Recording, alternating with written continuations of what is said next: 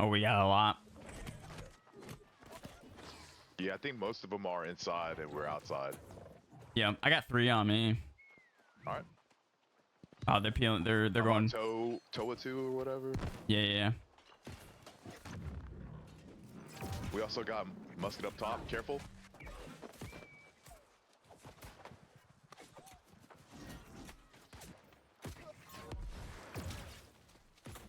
I'm bailing. Got Toto. Awesome. I'm gonna run. I got 1, 2, 3. I got 3 on me. 4. Okay. I'm gonna go back to fort to see if they'll follow me. Yeah, I'm gonna go up this rock here.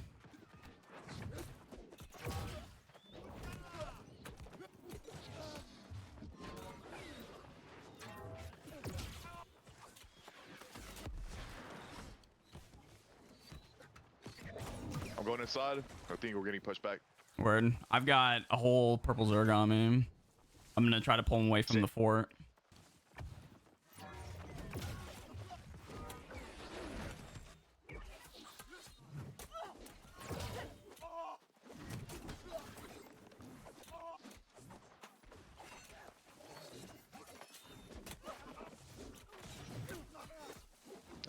Hey, you're right, man.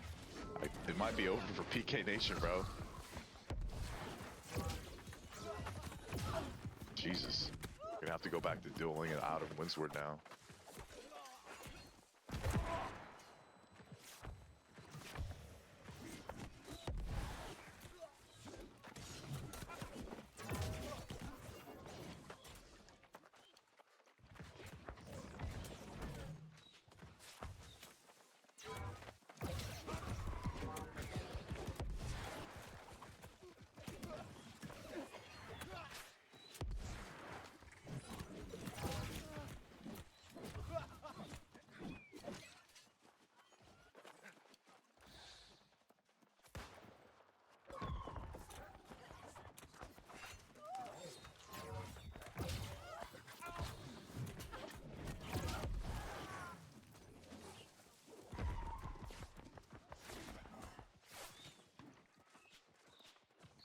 Oh, they have a healer. Word.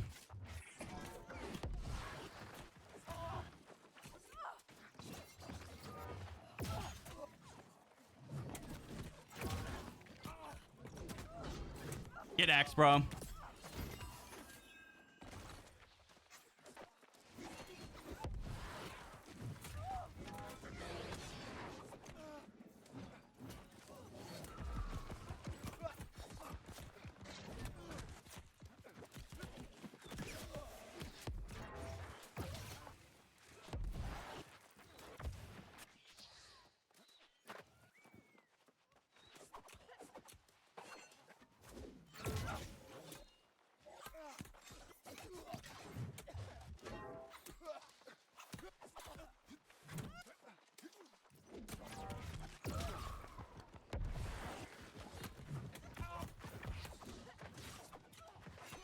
Get X, bro!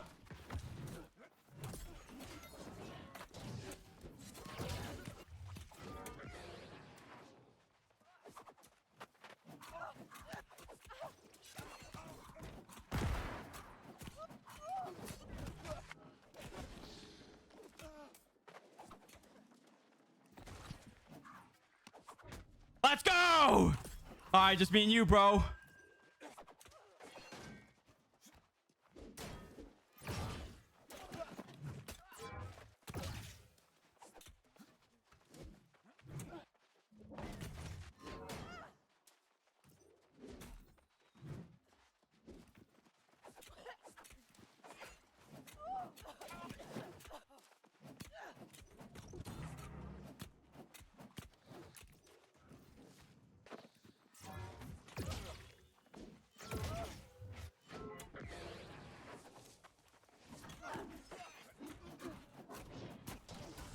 On my way. I'm good. I'm good. Don't. Let's go, bro. We win those. Alrighty, guys. I got another build video for y'all. This is going to be the Hammer of Yeet Hatchet Build. You guys been wanting me to get this build video out for you guys. So starting off with the helmet, this time I am going back to the Jin head wrap as my armor artifact for this build. Previously, I made an anti-rend build. I think it was back in season 8 with Trisna SNS. Now I am rocking it with the new Hammer of Yeet artifact, and this build has been performing very well with this artifact. This artifact is honestly becoming more meta as the days go on, just because of how much prevalent there is so many debuffs, you know, in the game, and being able to reduce the duration on those debuffs completely will not only give you a lot of survivability, you also have a lot of your healing won't be as reduced, and you'll be able to sustain so much more. I mean, the proof is in the pudding. As you guys saw in the intro, that opening fight was insane. I wouldn't have been able to, you know, sustain as well if I wasn't running this artifact, honestly. And we'll get into this when we get over to the Hammer of Yeet artifact. Is I have, you know, some criticisms with the perks I kind of wish it had, but nonetheless, going with Jin head wrap for this build. Its intrinsic perk, Shrug Off, reduce the base duration of non-crowd controlling debuffs on you by 20%. That's huge in itself. And of course, it's got an illegal perk combo with Vigor and Invigorated. Reduce the base duration of burn, bleed, and poison by 23%. Now, this got buffed in season 8. And then Invigorated, reduce the base duration of weaken, disease, exhaust, and rend by 16%. And then of course I went with Shuriken Heals as the additional perk to give us a 5-piece Shuriken Heals build. Now I've got a heavy chest piece with Shuriken Heals, Vital Synergy, and Invigorated to give us 2 pieces of Invigorated. Now Vital Synergy is amazing, so good, such a great perk. I highly recommend it if you're able to squeeze it in for this build. Now I know sometimes, you know, when it comes to, you know, my builds, a lot of this is, you know, min-maxed, and you know, sometimes you don't have, you know, all the gear, or you know, some of the gear is, you know, locked behind raids and stuff. I totally understand that. What's most important is that you get the weapon perks, the artifacts, as well as the 5-piece Shuriken Heals. Those are the core elements of the build. Other things are just extra, like I said, to min-max the build to its full potential. So you don't need, you know, those extra perks to make this build work. So Vital Synergy, while health is below 50%, gain 15% stamina regen rate. While stamina is below 50%, incoming healing is increased by 15%. Now, sometimes what I'll do is, in a fight, if I have my regen ready, I will purposely get my stamina below 50% to get that extra incoming healing by 15%, to then pop the regen, and for the entire duration I'm getting that extra 15% healing. So a nice little tech there. And then I've got medium gloves with a piece of freedom, hasted vigor, and Shuriken Heals. Now I will have on this build is 3 pieces of freedom. In medium equip load is the sweet spot, so we're able to cover a lot of bases with this build, you know, having low duration on slow, stun, and root, as well as all other forms of debuffs, you know, rend, weaken, and dots. This build honestly has it all. You know, medium is becoming, you know, the staple equip load because of this, and it has a lot to do with the Jin head wrap artifact. But having that hasted vigor as well is amazing. I have this on all my builds. The potency of incoming damage over time effects is reduced by 7% per armor piece with this perk, and taking a hit while inflicted with a dot will grant 7% haste for 5 seconds. Phenomenal perk, especially in open world when you know you need that extra movement. Now on my pants, I got some light pants with freedom, Shuriken Heals, and Sundering Shockwave. Sundering Shockwave is really nice to have as an extra form of rend. This weapon perk adds 11% rend for 10 seconds. Very, very nice on our Shockwave, especially when I get to, showing some of the go-to combos with the Hammer of Yeet. This will definitely help out to really do maximum damage. And then, of course, I've got the Sand Lion Tarsus boots, aka the Keen Speed boots. What's awesome is in season 9, they made it so we can use our sandworm materia from the sandworm raid to purchase all of the armor named items with the materia. So very, very nice. Now these boots come with Keen Speed, Freedom, and of course I put Shark Heels on there for the 5-piece. And now for the artifact Hammer of Yeet, what really makes this build shine. This artifact, I love artifacts like this that are very unique and have their own theme to them. I hope AGS continues down this path with these unique artifacts and their themes. Now it's intrinsic perk Yeet, 300% push distance and 10% base damage to all Warhammer knockbacks. Clear out will ignite the first target hit, turning them into a projectile, causing 100% weapon damage to all targets they pass through along their path. This is a ton of fun, especially fighting outnumbered. You're able to get those players that are full aggro on your head and send them flying so that you can reset the fight, regather yourself, heal up, and go back to going on the offensive. As well as it's a great combo piece, especially with this build that I put together here. Now it comes with Sundering Clear Out. This is a phenomenal perk. I honestly run this on all my hammer builds. Sundering Clear Out inflicts rend,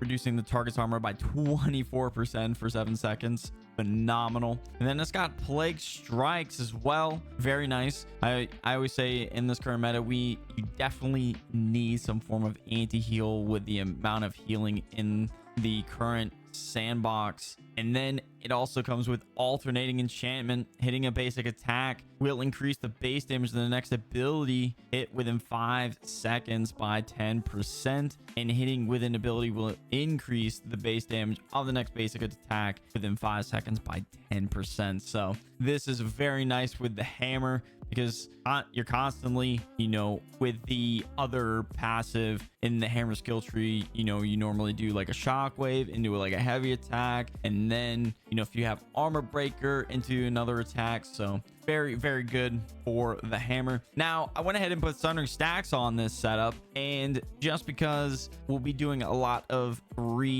attacks in quick succession, where that will be the shockwave into Wrecking Ball into the Clear Out, or Wrecking Ball, shockwave, Clear Out. So we'll then have 3 stacks of the Sundering Stacks right off the bat to give us 12% rend on top of the Sundering Shockwave and Clear Out. Just stacking those rends, it is such a great combo. It's a ton of fun, guys. I'll be sure to demonstrate that at the end of the video here. Now onto the hatchet. Now I know you guys may not be able to get all these perks on the hatchet, but what's most important is the 2 perks I highly recommend you go for is Refreshing Move and Empowering Rending Throw. Sundering Stacks on this was just a bonus and really nice, since I have Sundering Stacks on the hammer as well. So keeping those stacks up a lot,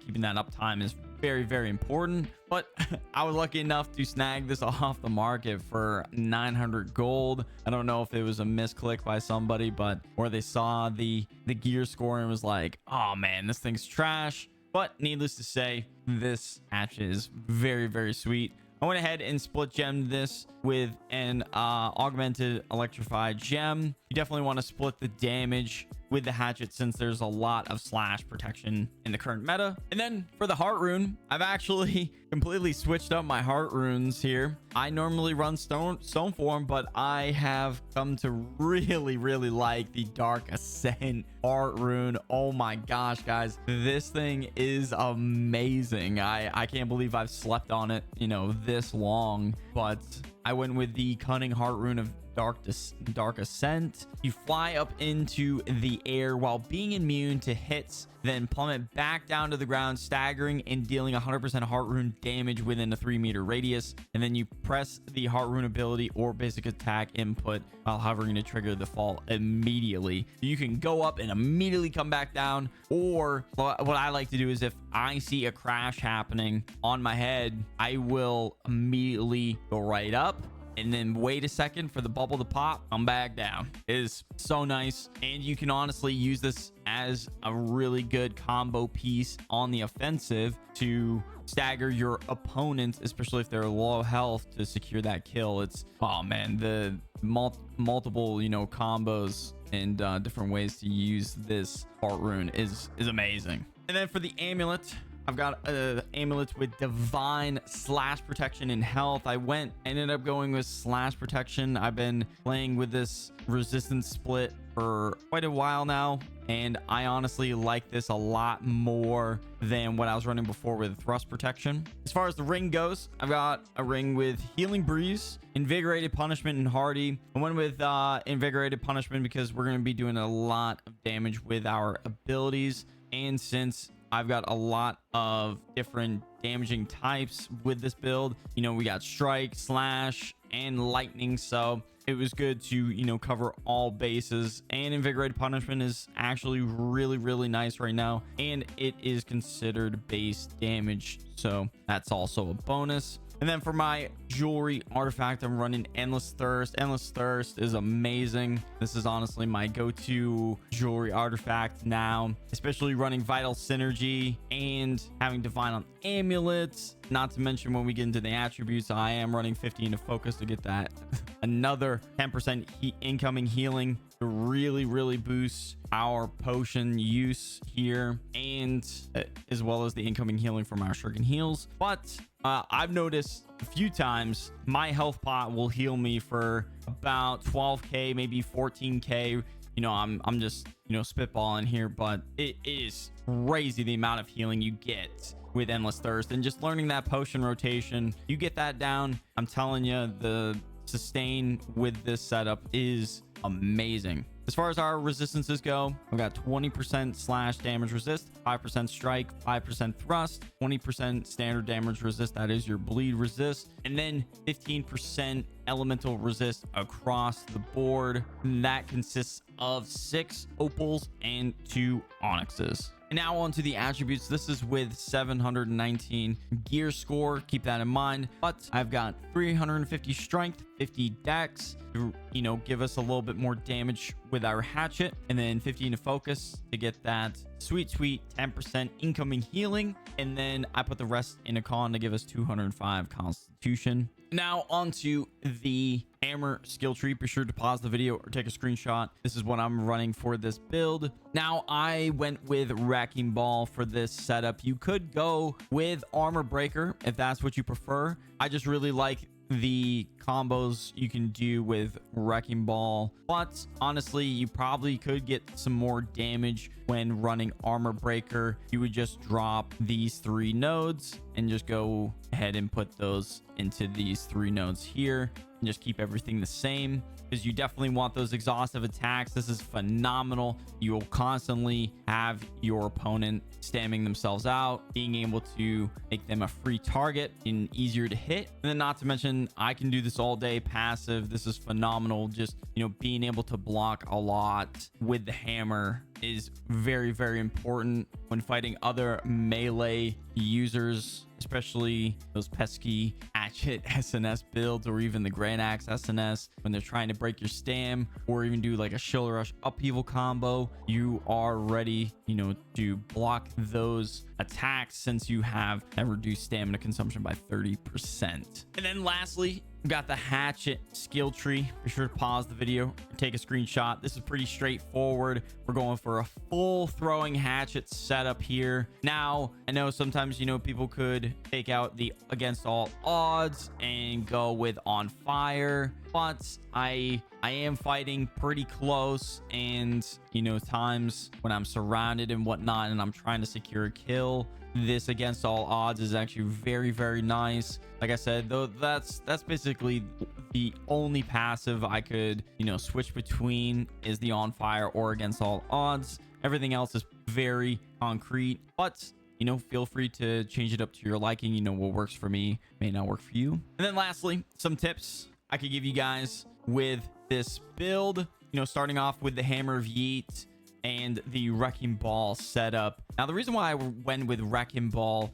even though, you know, the tracking and the targeting with Wrecking Ball is kind of, you know, terrible, but I actually really like it for, you know, a few ways to close the gap on my target. I'll do like a light attack into the Wrecking Ball, or you can fake out, you know, some attacks with like lining for a full heavy into the attack is very, very nice too, because you get that long window of grit. Like you could do like a dodge into a heavy just like this, and then into the Wrecking Ball. You get almost like a nice leap, and the radius with Wrecking Ball is pretty big. So I sometimes will get that to connect and get a nice gap closer with the hammer to then set up the shockwave into the yeet. And then we switch to the hatchet to then hit them with the social distance Ren throw and then infected throw as they are stuck in place, thus adding all those Rens, you know, from the Sundering Shockwave, Sundering Clear Out, 5 pieces of Sundering Stacks for a total of 54% Ren on the target. Actually, it's even more than that. You'll be hitting, yeah, it'll be 74% because of Ren throw as well. So that infected throw landing as the last hit. If you get that full combo in, you will be doing a ton of damage with that combo. Guys, this build is insane. And that's going to do it here for this build. If you made it this far in the video, thank you so much for watching, guys. And if you enjoyed, smash that like button for more build videos like this one here. I won't be doing many more builds for this season because season 10 is right around the corner. We got about 5 weeks to go till season 10. So there'll probably be one more build video for season 10. Let me know which build you would like to see for the final build of season 10. But don't worry, I'll be having other New World content for you guys to finish out season 9. Anyways, thank y'all so much for watching, and I'll catch y'all in the next one.